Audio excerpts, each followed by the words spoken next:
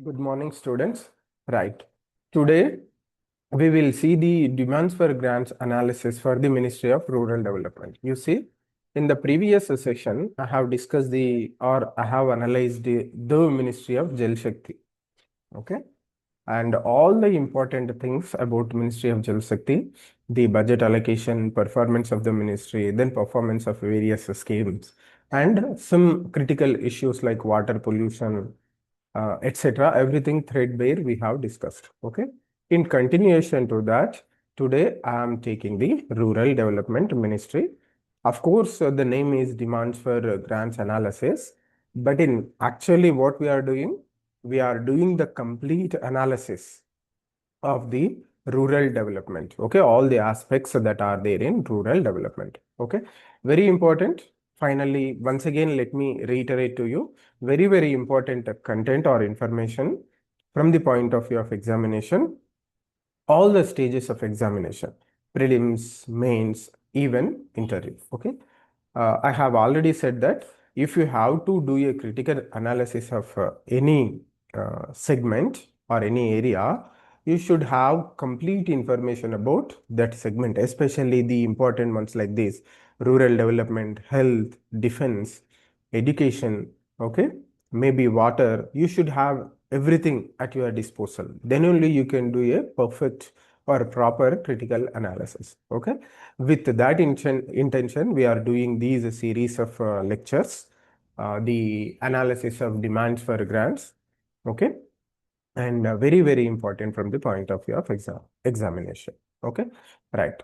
We will go into the details. First, some highlights are there. We will see the highlights. MGNREGS restructured to VBG Act or scheme. We know it very well, under which 125 days of employment will be provided instead of 100. So earlier, the guaranteed days for work were 100. Now it has been enhanced to 125 days. Okay. Then the program has been allocated 95,000 crore rupees. Remember the figure, 95,000 crore rupees. Okay. Next one, in the last decade, employment provided under the MGNREGS averaged around 48 days per household per year. So it was roughly 50% of the guaranteed days in the previous decade in 10 years period. Then next one, PM Awas Yojana, very important one. PMAY-G, Pradhan Mantri Awas Yojana, Gramin, has seen poor fund utilization. Okay, 70% houses have been completed. Okay, these are the highlights. Quickly, we will go through the information. Some basic information is there about the ministry and what are the departments and what are the responsibilities. We will see them. It's important for the prelims examination. Okay, what is the function of Ministry of Rural Development? It aims to improve quality of life in rural areas of the country and acts as a nodal agency for most development and welfare activities in rural India. Okay, that is its duty. The ministry comprises of two departments, the Department of Rural Development and the Department of Land Resources. Two departments are there, Department of Land Resources and Department of Rural Development. Okay, the Department of Rural Development works to enhance employment opportunities. Functions of the department, you see: enhance employment opportunities, ensure social security for vulnerable people, and third one, facilitate infrastructure development for economic growth in rural areas. These three are the functions of the Ministry of Rural Development. Next one, the Department of Land Resources. Functions: it works to ensure sustainable development of rain-fed, cultivable, and degraded lands. Okay. Second one, optimize the use of land resources in the country. These are the two functions of the Department of Land Resources. Okay. All right. Then some figures are there. Sorry, some more information is there. What we are going to see in this document. Okay. The document looks into proposed expenditure for the ministry for the year 2026-27. It also reviews trends in budgeting over the years and challenges faced by the ministry in implementing the programs. Okay. In that, first part covers the Department of Rural Development, followed by second part covering Department of Land Resources. So first we will see all the things related to Department of Rural Development. Next, we will see the aspects related to Department of Land Resources. So some budgeted figures are there. The actual figures in 2000 for the budget, or the actual figures for the financial year 2024-25 is 1,76,000 crore rupees. Revised estimates for the previous financial year 2025-26 is 1,86,000 crore rupees. Sorry, for this Department of Rural Development, total we will see for the entire ministry, I think that will be good. 1,79,000 crore is for the financial year 24-25, 1,88,000 for the financial year 2025-26. In this budget, 1,97,000 crore rupees have been allocated. Percentage of change is 4%. Okay, right.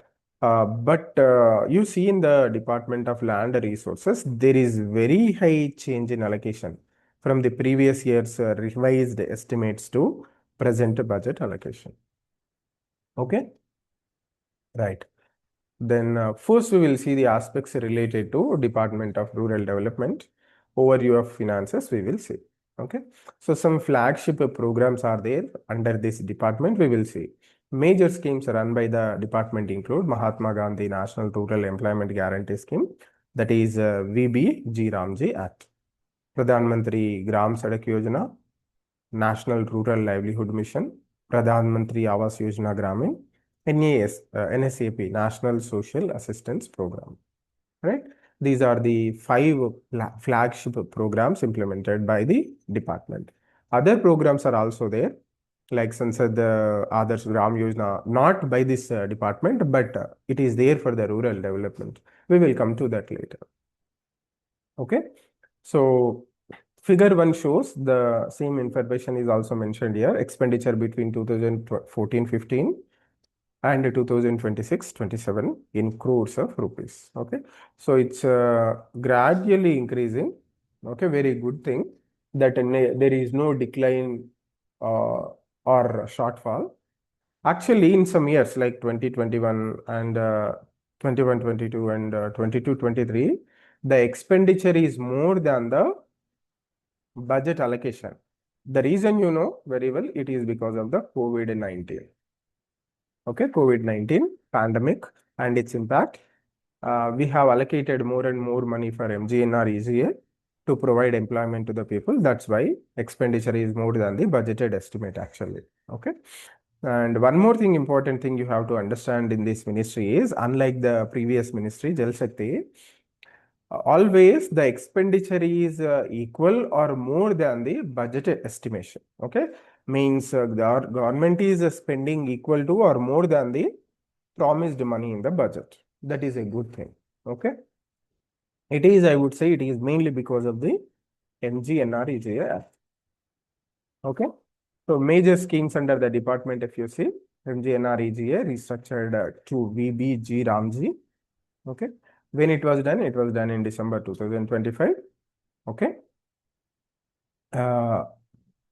what are the changes? The changes are MGNREGA guaranteed 100 days of employment in a year to every rural household whose adult members volunteer for unskilled manual work. Okay. The projects also we should know what are the projects that are taken up under MGNREGA. Projects related to digging canals for irrigation, construction of Anganwadi centers, plantation drives, okay, avenue plantation, forest plantation in degraded forest areas, everything, water supply and sanitation. Generally, when we think of MGNREGA, we will think that it's only laying roads or digging tanks or removing the silt in tanks. These are the things that will come to our mind, but it goes much beyond that. Okay, right. Now the new scheme, modified or restructured scheme, guarantees 125 days of work instead of 100. Okay, right. Further, in the budget allocation of this year's budget allocation, 40% is going towards G and 23% is going towards Pradhan Mantri Awas Yojana Gramin. And these two schemes account for 63% of the ministry's gross expenditure. Okay.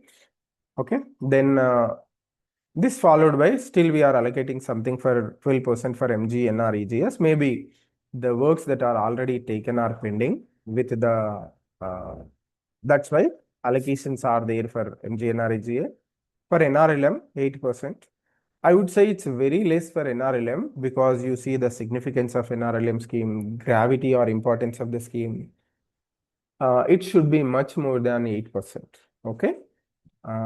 We will come maybe at the appropriate time. We will discuss that also.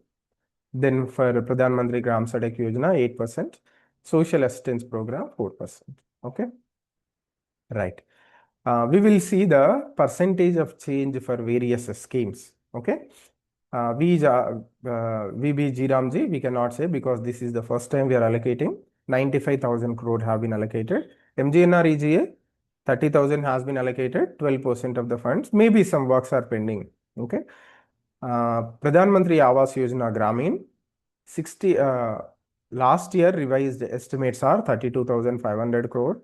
But this year budget has allocated 54,000 crore. 69% more funds than the revised estimates of the previous financial year. Okay.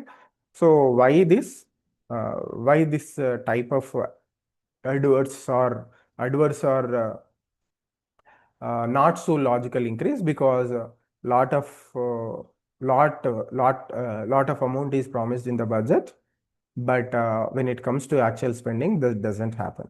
Okay, that has happened with the Pradhan Mantri Awas Yojana also. Okay, that's why this much is the percentage of say. And for NRLM, it is reasonable, 20%. Still, I would say it should not be that much, but still okay. But you see for Pradhan Mantri Gram Sadak Yojana, percentage of change is 73%. Okay, why? Underutilization of funds. Right. Now we will come to the important area, that is analysis of the key issues or important issues. Okay.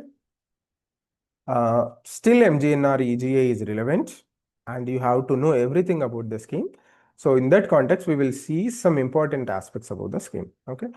MGNREGA is a demand-driven scheme, means we ask the work and government has to provide the work. Okay. The expenditure under it has varied in response to demand for work in rural areas. We know it is because of the COVID-19. Okay. Expenditure increased by 55% in 2020-21 as the demand for work went up during the COVID-19 pandemic. Okay. Why? It is because of the reverse migration. Okay. So expenditure, you can see the even expenditure is there. In these 3 years, expenditure is more than the budget allocation. Okay. And this year, it has been allocated 30,000 crore rupees, maybe to finish the pending work. Core structure we have to understand. Okay. Under the scheme, the central government bears 100% wage cost, 75% materials cost, and a part of administrative cost. This is the structure. State governments fund the remaining 25% of the material cost, part of the administration, and unemployment allowance, compensation in case of delay in wage payments. Okay, you know very well,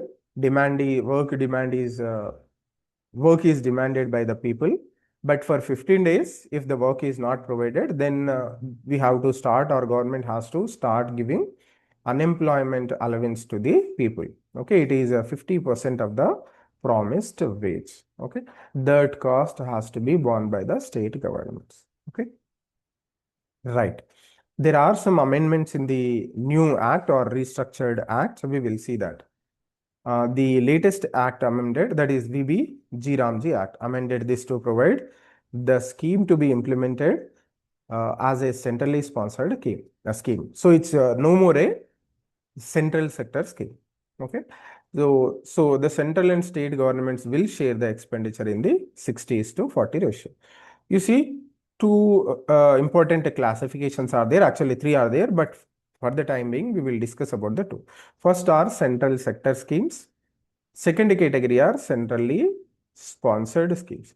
In central sector schemes, 100% expenditure will be borne by the central government. Okay. In centrally sponsored schemes, for the normal states, 60% is borne by the central government, 40% has to be borne by the state governments. And for Himalayan and northeastern states, the ratio is 90:20. Yeah, 10. 90% central government, 10% respective state governments. Okay, this is the structure you try to remember. Okay, right.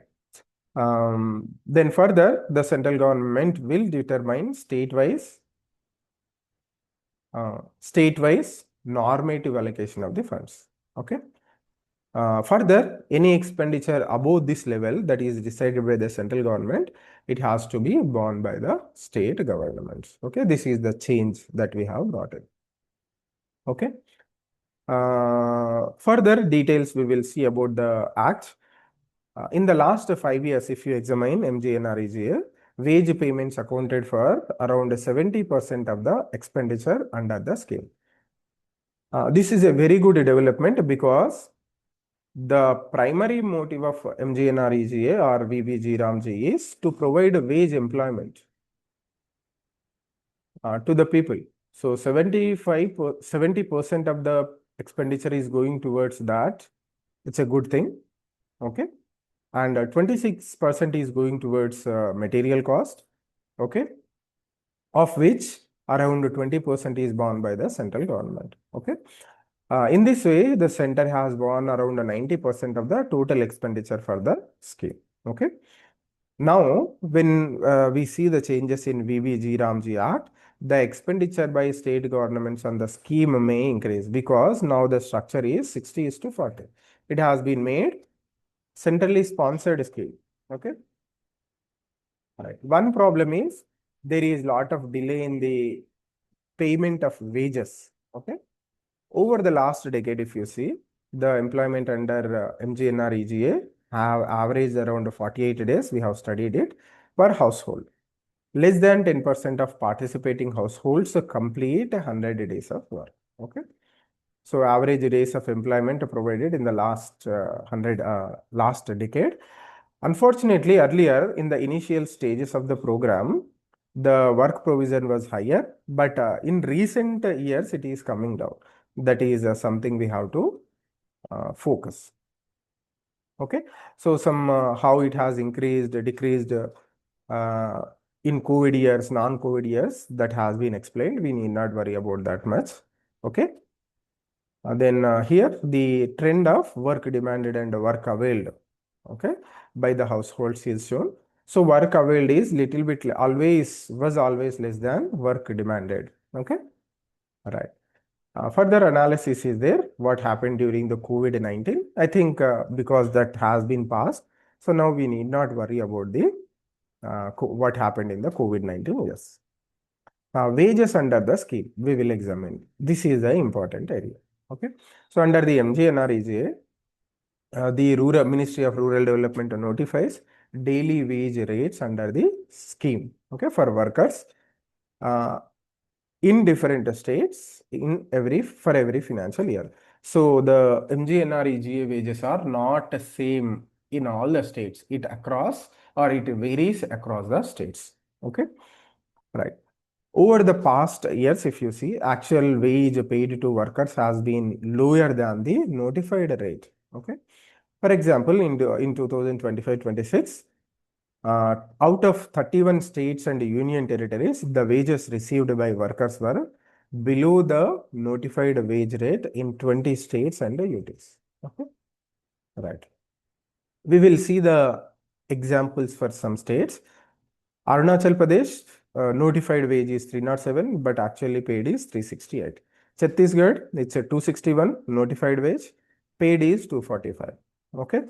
Gujarat, 288 is notified, but 264 is paid. Not much difference is there. Okay. But still, in Rajasthan, it is higher, around 60 rupees difference is there. Tamil Nadu, almost 50 rupees difference is there. Okay. And in Telangana also almost 50 rupees difference is there. Okay. Various reasons are there.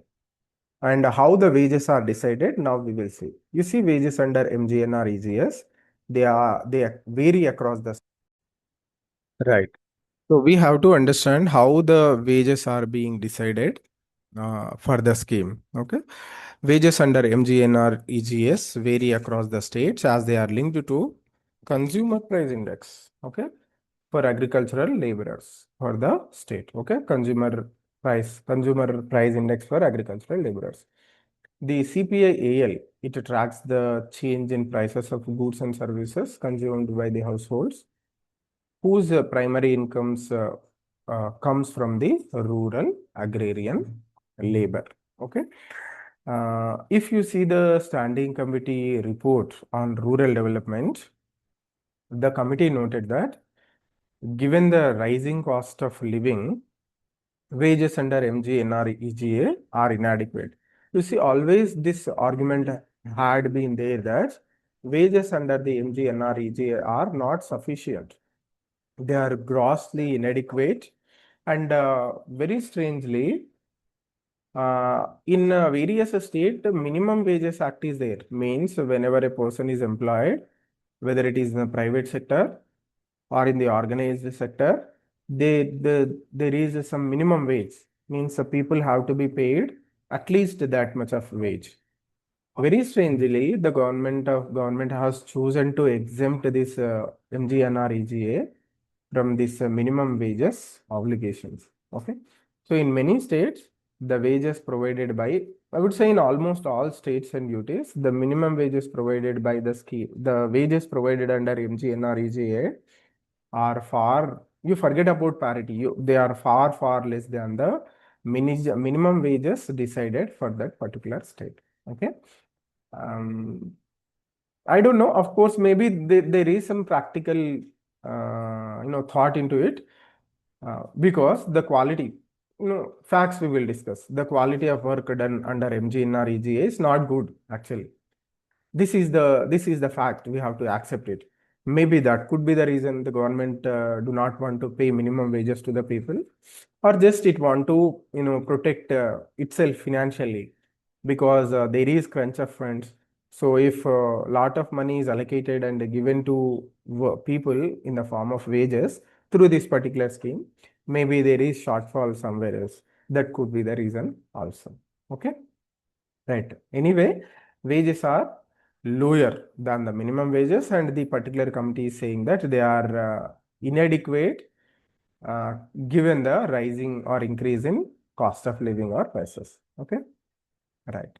As per the committee, the year 2019 is used as the base year for calculating the wages or wage rates. It recommended that the ministry consider revising the base so that wages would account for prevailing inflationary trends. Okay. You see, while this review or reviewing the scheme in 2025, the standing committee has reiterated the recommendations. Okay. Now, under the restructured scheme, VBG Ramji Act, the central government will notify wage rates for workers across the states, similar to the existing system under MGNREGA.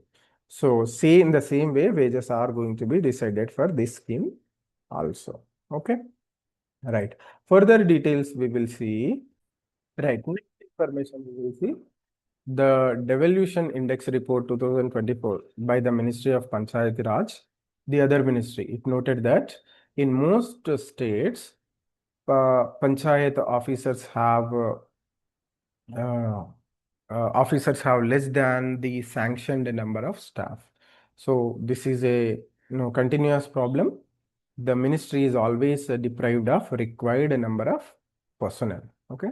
The report mentions that one panchayat secretary on an average manages 17 gram panchayats in a state. Okay. You see, such capacity issues lead to inability of gram panchayats to conduct regular activities such as social audits. Okay.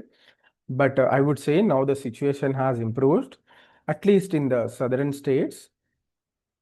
Okay, because every gram panchayat in southern states has given a panchayat secretary.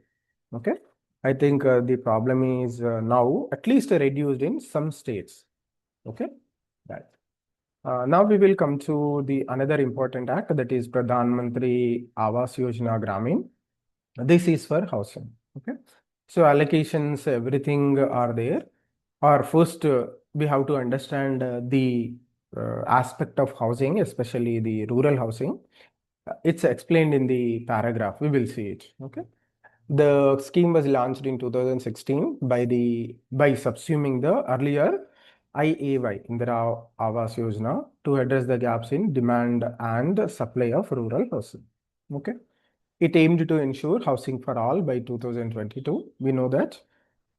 Based on the SEC data, 2011 socio-economic and cost census, the housing shortage in rural areas was estimated to be 4.03 crore. This much shortage is there. I think by now it has been increased further. Okay.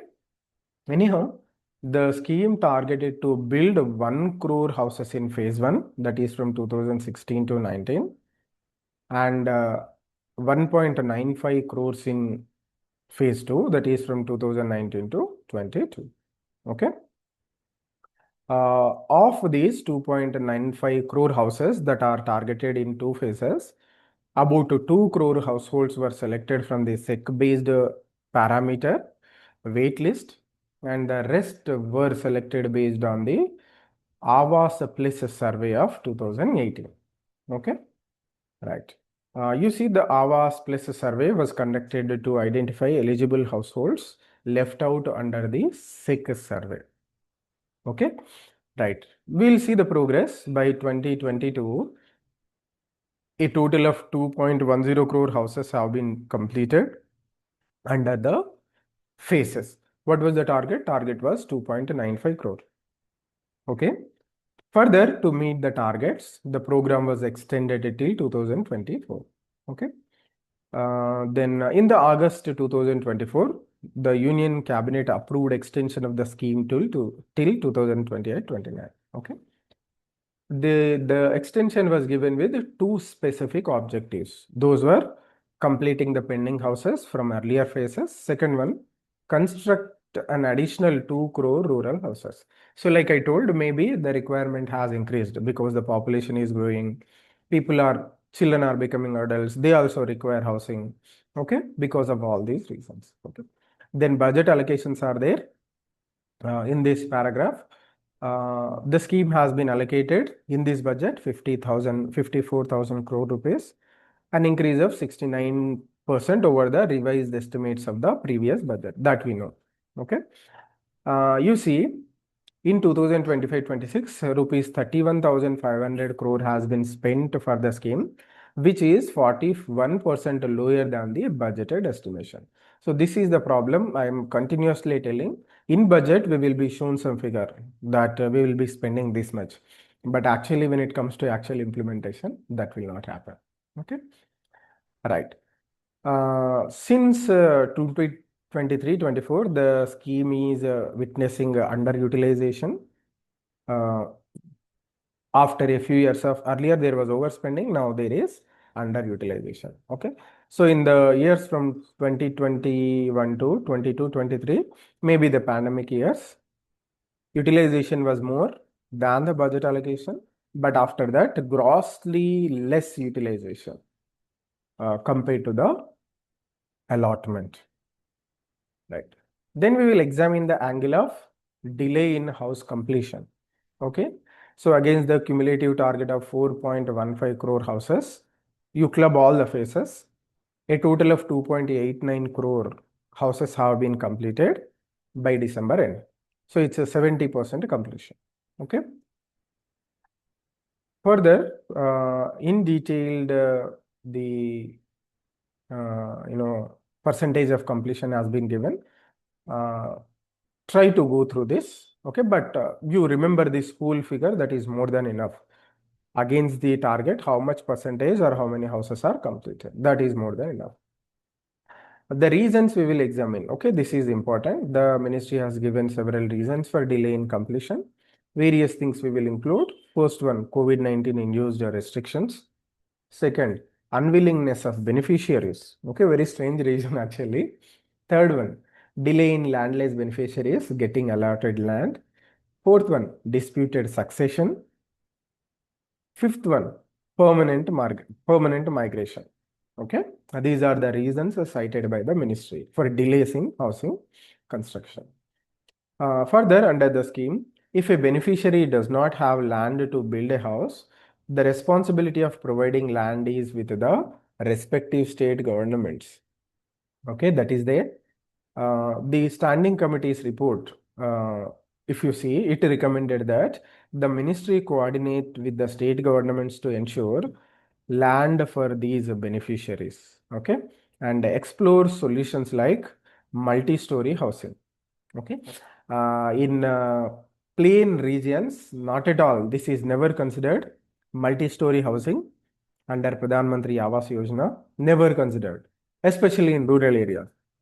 But states like Assam, Bihar, Maharashtra, Odisha, they have schemes that provide financial assistance for land to landless beneficiaries. Okay, these states have that provision. Then the days required to complete the scheme, we will see. As of December 2025, the average it took, on an average, it took 295 days to complete construction of a house under the scheme. So it's close to 300 days. Okay, something less than a year. Majority of the houses, they were completed within a year. Okay, if you see across the 12 states and UTs, primarily in north, eastern and hilly states, the average completion time took more than a year. Okay, so ideally, if it is completed in 6 months like that, that would have been much more better. But on an average, it is taking little bit less than 1 year. Then financial assistance and implementation we will examine. You see, under the scheme, the beneficiaries living in plains receive 1.2 lakh rupees, and those living in hilly areas, they receive 1.3 lakhs per unit assistance. Okay. How this amount is given to the beneficiaries? The amount is transferred in 3 to 4 installments, which are linked to different stages of construction of the house. Okay. So if a beneficiary wants to spend more than the amount provided through the scheme, they can avail home loans from the financial institutions up to 70,000 with an interest subsidy of 3%. Okay, but I would say 2 lakh rupees altogether, or 2 lakh 10,000 rupees. I would say nowadays, if you have to build a decent, if you want to build a decent house, it's grossly inadequate. This is the reality. Okay, that's why one southern state, Telangana state, has increased this amount substantially to 5 lakh rupees, if I am not wrong. Okay, that change also should come from the central government. That is my wish. Okay. You see, the Standing Committee on Rural Development and Panchayati Raj in 2025 recommended that given the rising construction costs and the inflationary pressures, the financial assistance provided under the scheme should be increased to 4 lakh rupees. So that's what I am saying. The committee observed that the enhanced assistance will help beneficiaries build quality housing that is durable and safe. Okay. Then we will come to the next important scheme, that is Pradhan Mantri Gram Sadak Yojana. Various phases are there in this also. Okay. Little bit some information we will try and see about the scheme. You see, the scheme was launched in 2000 to provide all-weather road connectivity to eligible rural habitations. All the eligible rural habitations. Okay. In 2026-27, budget allocation is 19,000 crore rupees, 73% higher than the revised estimates of the previous budget. So in the previous budget, there is inadequate utilization. Okay. So you can see the trends of utilization and allocation also. Okay. Then length of road sanctioned and completed under different verticals under Pradhan Mantri Gram Sadak Yojana. We will see if graph would be there, that will be. Graph is not there, so we will understand from the table itself. Okay. Phases and rate of completion. Okay. You see, for all the phases, it is healthier except for the Janman category. Okay. Rest of the phases, phase 1, 2, 3, then RCPL, WEA, then Janman. Okay, under Janman, it is not satisfactory. Okay, but rest of the phases, it is more than satisfactory. Total, if you see, 94% completion rate is there against the target. Okay. So those details we will see. Pradhan Mantri Gram Sadak Yojana and its verticals. It has 6 verticals. The first vertical targets providing road construction to habitations with a population of more than 500 people, okay, in plains, and more than 250 people in northeastern and hilly areas. This is the criterion. Second vertical targets up to upgrade 50,000 kilometers of roads that act as major links for habitations. Okay. Then the third vertical launched in 2019 targets to consolidate 1.2 lakh kilometers of roadways that connect markets and city centers. This is the third vertical. Okay. Then the next one, the road connectivity project for left-wing extremism affected areas. It was launched as a separate vertical in 2016 and was to be implemented till March 2023. Okay. Further, the ministry also undertakes road construction in areas inhabited by particularly vulnerable tribal groups. Okay, under the PM Janman scheme. Okay. Then in September 2024, the government launched the Pradhan Mantri PMGSY phase 4 with the objective of constructing 62,500 kilometers of roads. Okay. Right. This initiative will be implemented between 2024-25 and 2028-29 and would connect 25,000 habitations. Okay.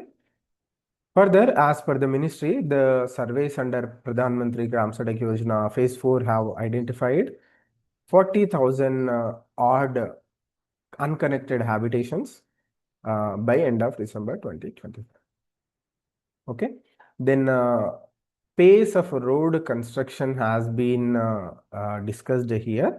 We will see that. Okay. As of December 2025, out of 8.3 lakh kilometers of road sanctioned under the scheme, 94% of it has been constructed or completed. Okay. The completion rate has been slow for verticals which seek to build roads in left-wing extremism affected areas and tribal areas. The last two verticals. Okay. You see the reasons, if you analyze, the department has cited several reasons, including difficult terrain and law and order issues in areas affected by left-wing extremism, that is by Naxalism. Second, challenges related to land acquisition and management of logistics and supply inputs. Third is delay caused by contractors. Okay, these are the reasons cited by the department. Okay, then the standing committee in 2025 urged the department to prioritize completion of remaining projects through coordination and periodic follow-up with the states. Okay. Further, the committee also recommended that the road survey conducted under phase 4 of the scheme should take into account the latest population data as habitation distributions have changed since the last census. Okay. So earlier the habitations which may not be having 500 or 250 population, maybe now they might have now. So now you have to provide road connectivity for them also. Okay. Then another area we will examine, that is monitoring and road maintenance. Okay, this is the critical component, I would say, because Once a road is built, what we will do generally, we will abandon it, means we will forget about it. Whether it is in good condition, whether it is regularly being repaired and monitored. Okay. That lacuna was there earlier, now also it is there. So because of that reason, we should focus on not only on constructing infrastructure, it applies to everything, not just the roads, but it applies to almost all the infrastructure that we build in our country. You should allocate funds not only for construction of infrastructure, but you should give funds, or you should focus on monitoring and maintenance of that infrastructure facility also. Okay, so that area we will now examine for the roads. Under the scheme, contractors who build rural roads, they are responsible for maintenance for 5 years deficit liability period following the completion of the road. After that, the state governments are responsible for road maintenance. Okay. The ministry monitors quality of roads through inspection during and after the completion of using a 3-tier quality control system. Okay. Then if you see the data between January and December 2025, 24% of the roads inspected for maintenance work by the national quality monitors were found to be unsatisfactory. Okay, means their condition is not good. Okay. During the same period, 16% of the roads inspected by the state quality monitors, they found to be unsatisfactory. Okay.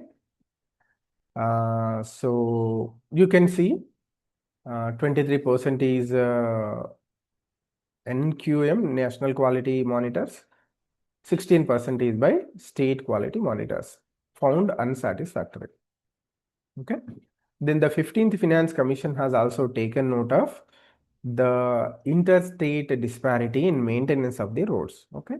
So it had suggested that the ministry bridge interstate gaps and recommended that states learn from each other. Okay. One of such recommendations was to provide funds to states for road maintenance. So this is the point I was highlighting. You give funds for the maintenance also. Okay.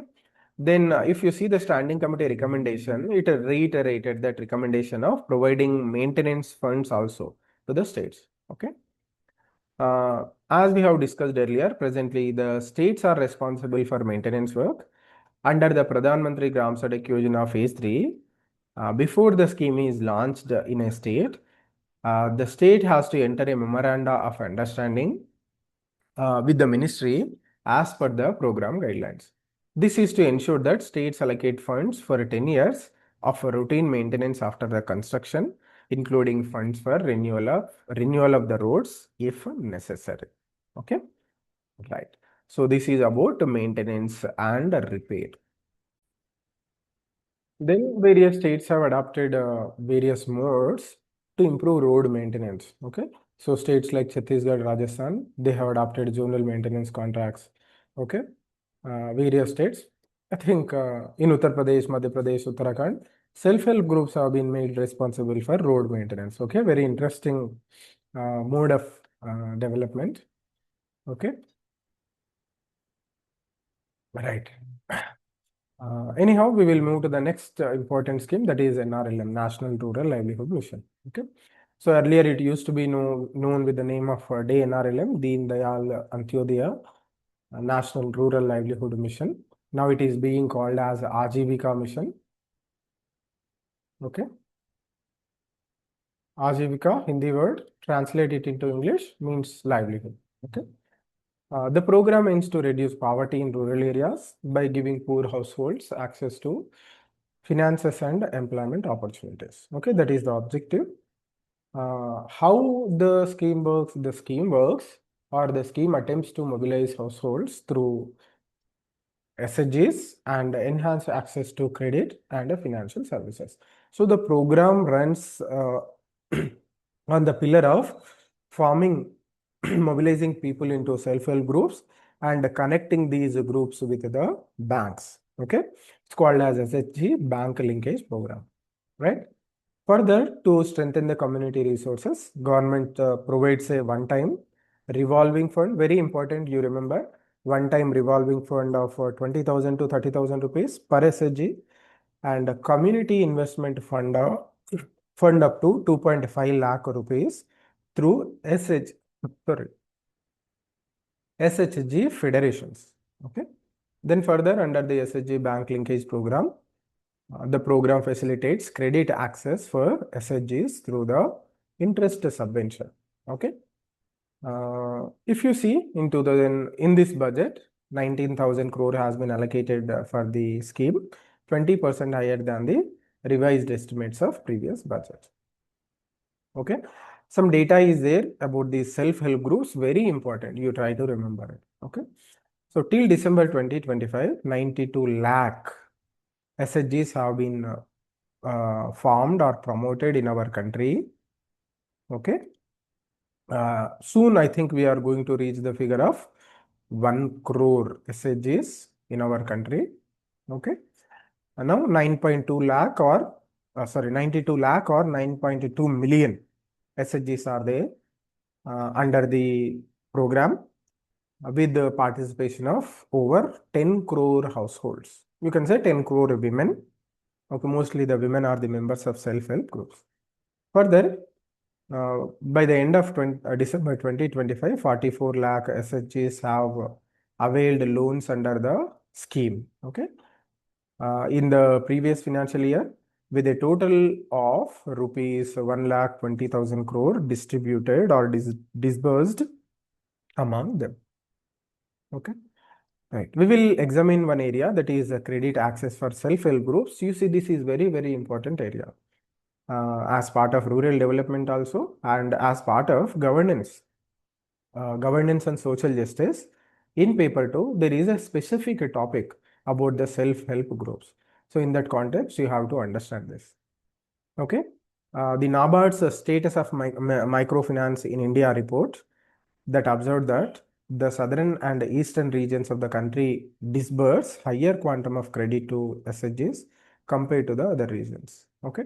Further, the report also noted that the higher operational cost associated with the small ticket loans and the perception of SHGs as a high risk borrowers due to concerns related to credit usage, means for which purpose they are using the credit.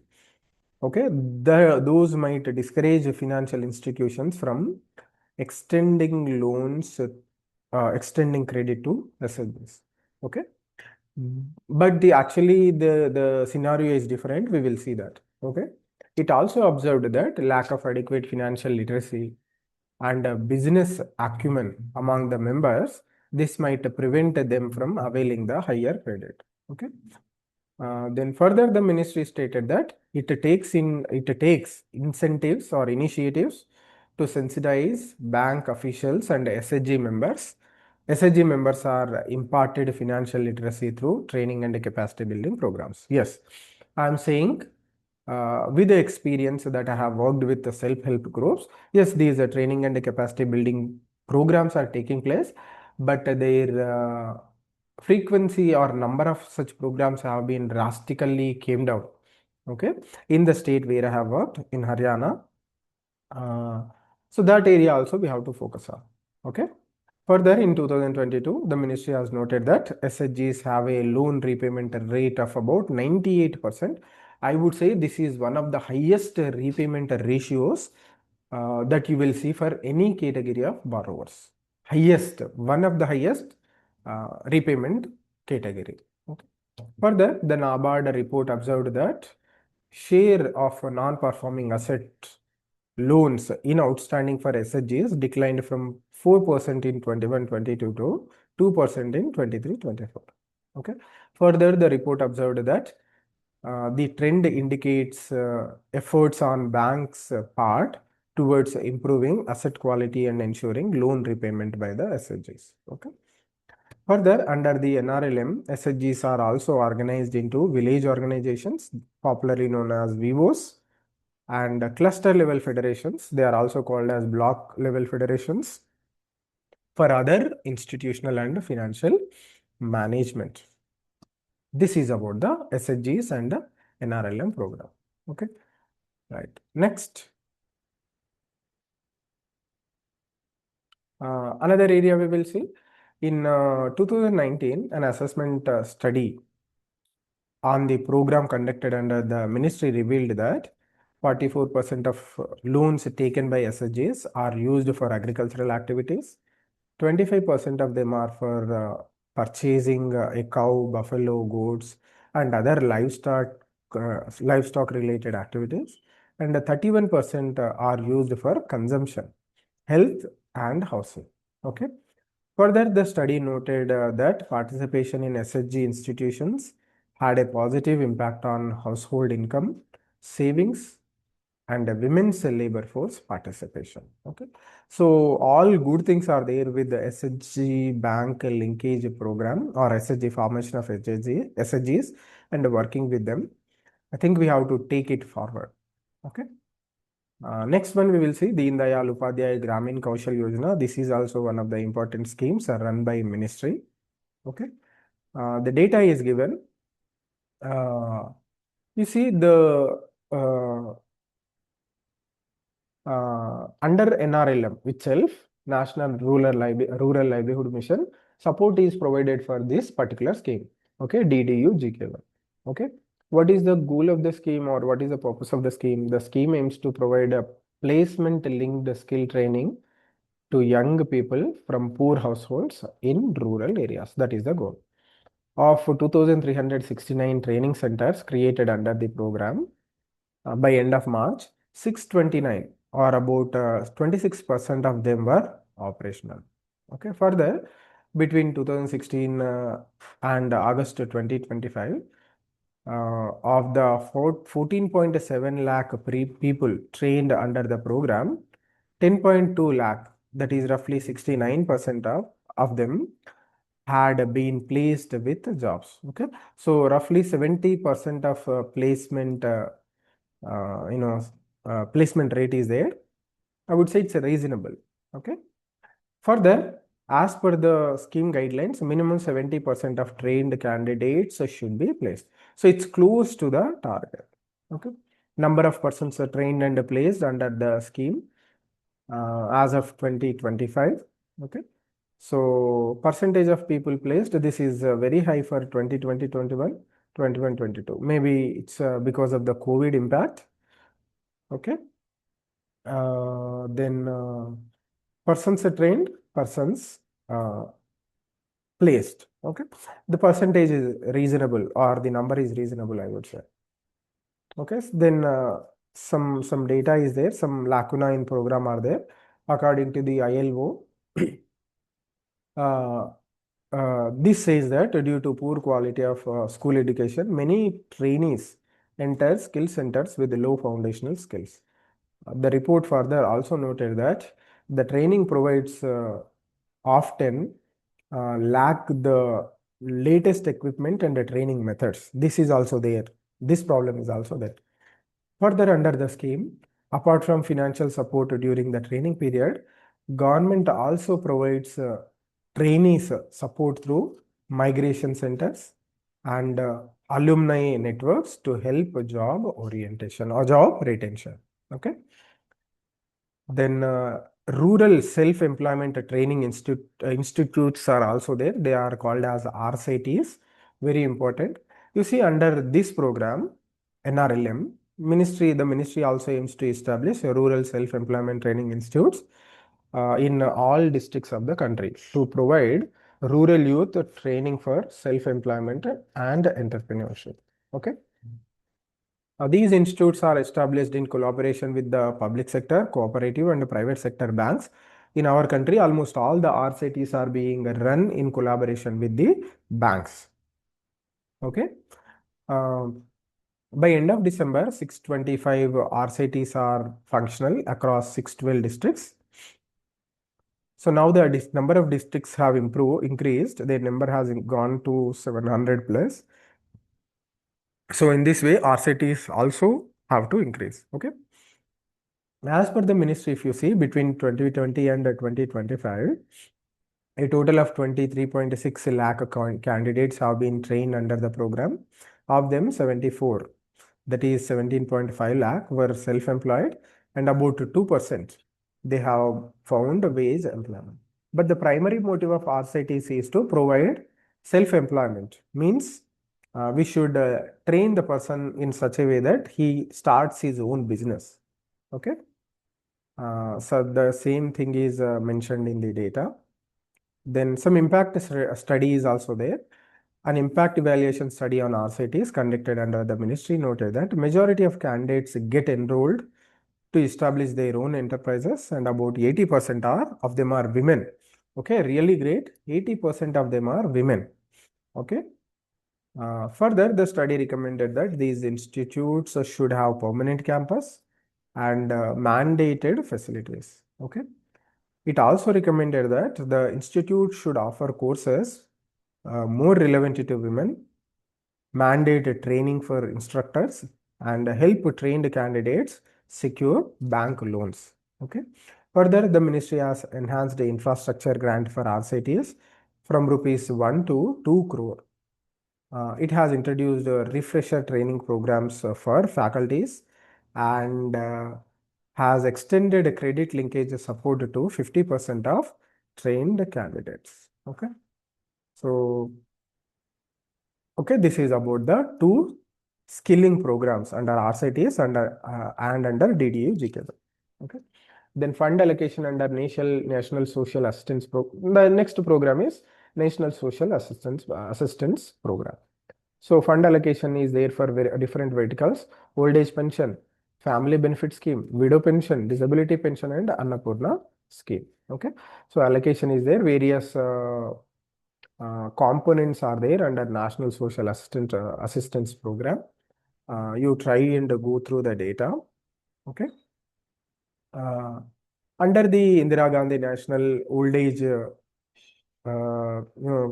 pension scheme, senior citizens below the poverty line are entitled to a monthly pension of up to rupees 200. Okay. And for the people who are 79 years and above, 500 rupees. Okay. And various things are there. You try to go through the data. Okay. Then the 15th Finance Commission recommended that states coordinate with the Union Ministry of Finance to work out a minimum standard annual per capita amount to be spent on social security across the country. It also urged the states to conduct annual audits to verify and update the list of candidates. Okay. And further, the reviewing the scheme, the PAC, Public Accounts Committee, noted inadequate beneficiary coverage under the scheme. Means all the people who are actually should get the benefit, they have not been covered. It recommended the ministry to address discrepancies in the beneficiary allocation. The ministry also further noted that it's the responsibility of state to identify and update the list of beneficiaries. The committee has further recommended the ministry to conduct an independent evaluation of the scheme with the specific focus on beneficiary inclusion and exclusion. Okay. Further, the scrutiny of the scheme, if you see, in 2023, COG audit of the scheme found a delay in disbursement of funds in several states, delay in transfer of funds from state treasury to implementing agencies. This resulted in non-disbursal of monthly pension to beneficiaries. Then further, through National Social Assistance Program, is supposed to be monthly payment pension. 4 states were disbursing pension on a quarterly basis. 2 states were disbursing pensions annually, and 17 states were disbursing the funds on ad hoc basis. So this is shows the sorry state of affairs of the National Social Assistance Program. Okay. Delays, if you see, delays in transfer of funds from state treasury to implementing department. Arunachal Pradesh, 251 to 265 days delay is there. Tamil Nadu, 117 to 287 days. Maharashtra, 39 to 189 days. Sikkim, 60 to 990 days. So it's almost 3 years delay. Okay. Then Punjab, 36 to 139. Okay. So this is about the critical analysis about the National Social Assistance Program. Its functioning is not satisfactory. That too, the pension 200 rupees per person. It's paltry, I would say. It's not at all sufficient. That's why various state governments are supplementing, adding some money to that, and they are giving a pension like 1,000 rupees, etc. I think center should think of it, giving more pension or increasing the pension. Okay. Then the Department of Land Resources is there. Maybe we have to cover this in other video because already 1 hour time has been passed. It will become a too much lengthy video. So just we will glance through the things in this video. In other video, I will discuss it detail. Okay. So Department of Land Resources, budget allocation is there. Then utilization of budget allocation is also seen. Major schemes are there under the scheme. The schemes are Pradhan Mantri Krishi Sinchai Yojana, Water Development Component, and the Digital India Land Records Modernization Program, DIL RMP. Already in 2024, question has been asked in prelims about the DIL RMP. Okay. So then key issues and analysis is there. Not spending the money, then problems in Krishi Sinchai Yojana. Okay. Then after that, Digital India Land Records Modernization Program. The discussion is there about that particular scheme also. Slow progress of these components in this program is there. Okay. So these are the details. Then comes the annexure. So this is about the rural development. We have thoroughly discussed about the first department, the Department of Rural Development. Briefly, we have gone through the Department of Land Resources. Maybe in other video, I will try and cover in detail about that. Okay. So this is it. You try and read the document once and try to remember the things that we have discussed. Very, very important from the point of view of examination. Okay. I hope you will utilize this information. Okay. And see you next time. In other video, I will come up with the discussion with another ministry.